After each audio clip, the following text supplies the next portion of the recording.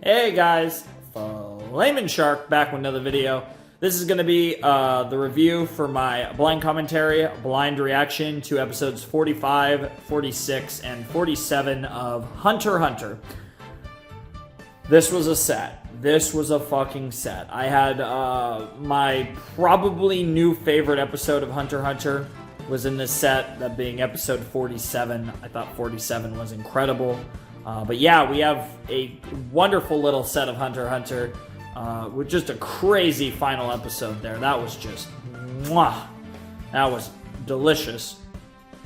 But anyways, so the link should be down below. There should be BitChute and Mega. Probably only one Mega link. Probably only have the 1080p because this is a only 3 episodes, so it's probably, the 1080p link's probably not that big. I like to put a 720p link there for the really big ones. Because if it's really big, you can have a smaller one. But if it's not too big, then I usually just go with the 1080p. You might not see this at all. This might never go up because I might be able to get it on YouTube because I will keep trying with these Hunter x Hunter videos. But as has been the case for quite a while now, it's been a while since the last Hunter x Hunter reaction that I got up directly on YouTube. I can't actually remember which one it was. It might have been Zoldyck Family. I feel like it was Zoldyck Family. I feel like the Zoldyck Family arc I had on YouTube, and then I think since then they've all been redirects, or reviews. The fucking Heaven's Arena and the New York New, I think, have all been reviews. But I'm not sure on that. Maybe there was 1 or 2 in Heaven's Arena. But it's been a while since I've gotten one up on YouTube, and that's probably just going to be the trend for the rest of the series, but I guess we'll see what happens. I'm going to keep trying because I've had a decent amount of success. They're usually fine as long, but that's the thing, is that they were getting blocked in some countries versus all, and I think I've told you guys this before, but for the blocked in all country ones, I have to wait a month. I actually have to wait until it's completely cleared to post it, so I basically have to wait a month. So I would have to get so far ahead of my videos to make that reasonable. I would have to be like 1 to 2, probably 2 months ahead of my videos to really make that work.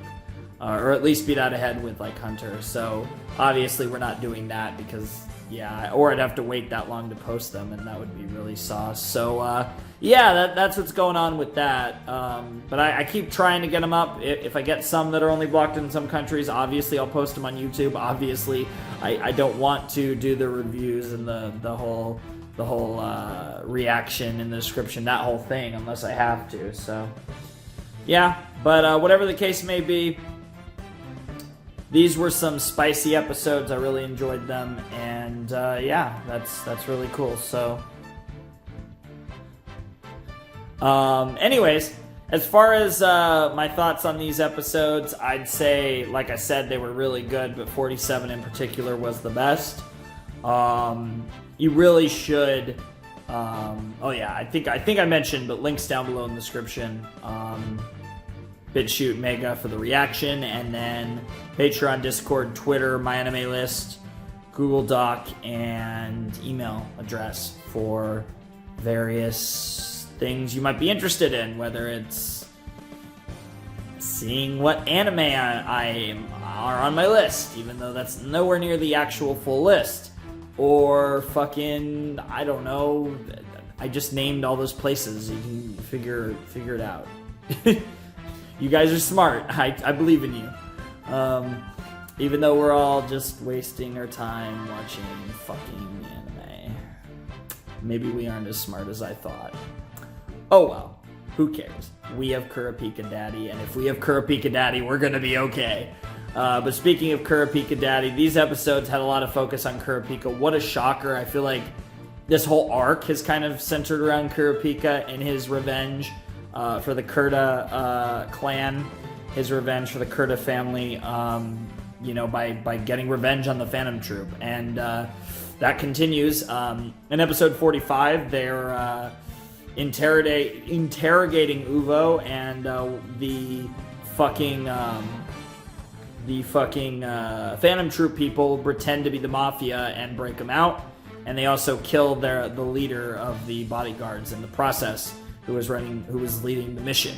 And then they end up deciding that Kurapika should be the interim leader, so Kurapika takes charge, and Kurapika gets a text basically saying to meet someone, that today's the day to meet them, and Kurapika and Hisoka meet. Obviously, they had a side deal. If you guys remember, they had a side deal to meet from back in the Hunter exam, to meet here in York New. So there was all this stuff building into York New, and they meet, and they basically, Hisoka tells Kurapika what he knows, and they basically say, hey, you want to work together? And he's like, not like fighting together, but just like sharing information with each other. And Kurapika thinks about it, gets a call that says that Uvagin was broken out, and then he's like, you know what, okay, I'll meet you tomorrow here at the abandoned amusement park, same time. Let's talk. We'll talk about what we've done. Now, obviously, Kurapika's done some stuff in between those meetings, so that's going to be really interesting. Anyways, so that was pretty much what happened with episode 45. That was called Restraint and Vow. Yes, Restraint and Vow, which, of course, more Kurapika-related stuff. Episode 46 was called Chasing and Waiting. Uvagin's on the hunt for Kurapika. And you also have everything, the Norstrad family is trying to figure everything out and plan out their next move and all that. That's really cool. And Kurapika's just kind of being a G and becoming a more important, a more spicy person. And that's really fucking cool. And I really enjoy how Kurapika's kind of moving up in the world a little bit. Although, who knows if he'll actually have this job at post York New. I don't know if he'll decide to continue to get closer to the boss or what. He might not. I don't really know. He probably won't, because he's going to have his whole thing. The Phantom Troop is like his main sauce, but maybe his mission will kind of evolve to actually finding the Scarlet Eyes, taken from his clan. So that could be something that he could do, definitely, for sure. But he's doing that, and then Leo Rio, Killua, and Gon. Okay, Leo Rio, Killua, and Gon are trying to make money still to try to get enough to buy Greed Island, and they run across like I said, the myth grows of Gon being unbeatable in arm wrestling, and then that brings about the Mafia boys who are like, hey, you want to make more money? You want to make crazy money? And then they send him here to this underground arm wrestling ring, but then before Gon can have his first match, what ends up happening is they close it down because the Mafia is so desperate to capture/kill the Phantom Troop that they put bounties on the 7 that they met, the 7 that they know of. They put bounties on each of their heads of 2 billion Jenny, and all of the people are like, hey, if you want money, 2 billion Jenny, for this, and then if you want to like enter, it was like I think 5 million to enter the bounty, 5 million Jenny, and then for each head, for each dead or alive, each member of the Phantom Troop, you get 2 billion Jenny. So that was the deal that the Mafia made, and obviously a bunch of people were like, hell yeah, including Killua, Gon, and Leo Rio, and that's going to be really fun. And then they're going to go on that thing, and they worry about Kurapika, and they call him, they can't get in touch with them, and they're like, okay, what's up with Kurapika? Because Leo Rio knew about Kurapika's job, and they're a little concerned about him. And then that's pretty much everything that I remember specifically from 46. And then also I think Uvagin finds Kurapika. Kurapika was doing a really good job of directing the boss's daughter Neon and everyone else elsewhere, so it's just Kurapika and Uvagin, and then they decide, let's take this fight to the desert wasteland, let's fight out there, and then that's episode 47, Condition and Condition, which is the fight in which we get Kurapika versus Uvagin, and it is incredible. This was probably my favorite episode of Hunter x Hunter so far. It was absolutely fantastic. I love what they did with both Kurapika and Uvagin. Uvagin was amazing. It's probably Uvagin. I feel like I should be saying Uvagin. I'm going to start saying Uvagin. That might be wrong, though. One of them's wrong. Who cares? Because this fucker's dead. This fucker got fucked in the ass. Jesus, that's loud. this fucker got fucked in the ass by Kurapika, and it was glorious. And Kurapika, we learned Kurapika's hidden power, Emperor Time. When Kurapika's eyes go all scarlet, and the scarlet eyes go scarlet, he becomes a specialist with mastery over every single fucking side of the hexagon, which is ridiculous. It's so broken, and I love it. I do like that it's specifically, though, when his eyes go red, I like how he's like a normal potato, and then he has he's not so normal of a potato. I like that. That's really cool, how it's like a big power-up for him, and that he has that like special power-up. That's great. And obviously his chains were unbreakable, and he had so many tricks in his chains, like using Zetsu to like force seal the Nen of his opponents so that they can't use their aura, and like that's really crazy. That was really cool. Like there's a lot of tricks to his chains, and then he just heals a broken arm like nothing, because he's got the full fucking hexagon when he's got the scarlet eyes. It was just, it was badass as fuck. It was just Kurapika's daddy. Like, what else is there to say? Like, I swear to God, around the same time that I started to fall in love with Kurapika, there's like a slight change in his look, and he's infinitely hotter, and it's so weird. Oh my God, Kurapika, daddy. Shit, dude. I'd say I wish Kurapika was a woman, but do I really? I don't know if I do. I don't think I care. I don't even know. It might be better that he has a penis. Kurapika's the best. If you couldn't tell, I am a big fan of Kurapika. He might even be my favorite character at this point. I think it's at this point, at least, because of course this will fluctuate throughout the end. And I knew this would eventually happen. I knew when we got the Phantom Troop stuff that Kurapika would just be a mega G and would skyrocket up my rankings. I knew this would happen, and now I think it's between Hisoka and Kurapika for my favorite character. I think Killua's in third. Gon is probably fourth, but maybe Leo Rio, but they're fourth and fifth. That's my top five.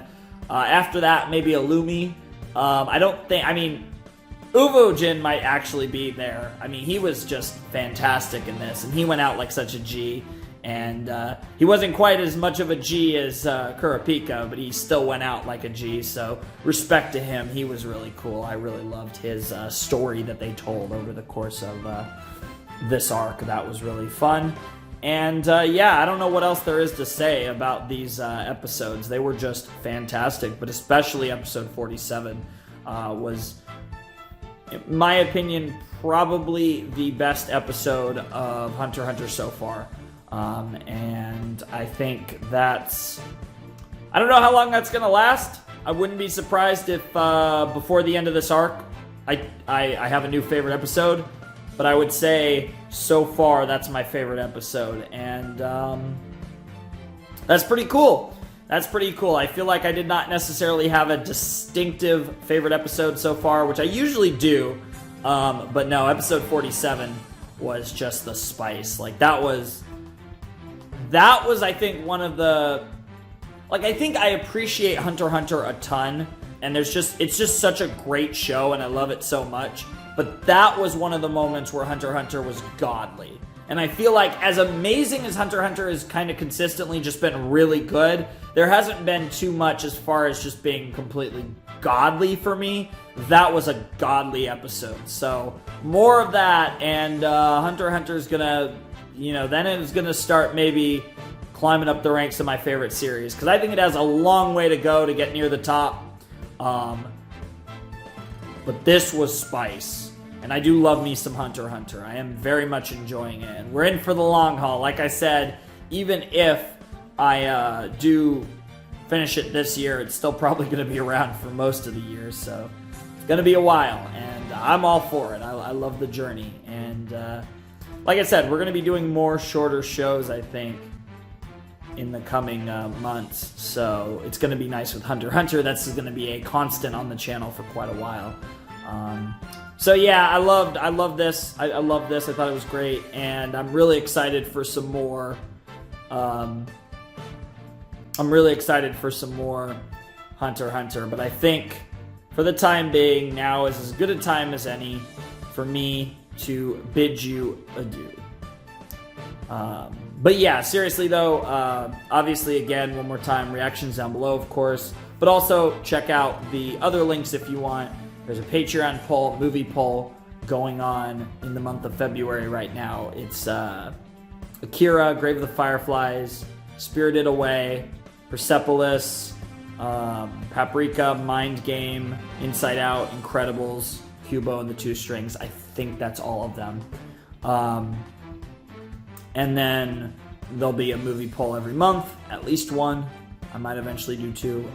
And yeah, that's cool. And besides that, there's the Discord, which is really fun. The Twitter, my anime list.